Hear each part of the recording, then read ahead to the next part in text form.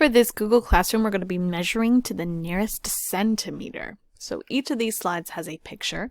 The first 10 slides are already lined up for you at the 0, and the second 10 slides you're going to have to count the centimeters to find what the total number is. So let's do a few together. For this building, I see that it's lined up at the 0 already, and I have to go over to where the building ends. And remember, I'm rounding to the nearest centimeter, so I see that this from the roof line is going to be closest to the 10. So I'm going to double click the question mark. Using my keyboard, I'm going to type in 10.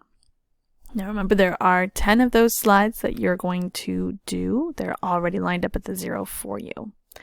Now, as I go into my other ones, you'll notice that these have missing parts of the ruler. They are not lined up at the 0. So what you're going to have to do is find the beginning and the end of the picture and then count how many centimeters are in between.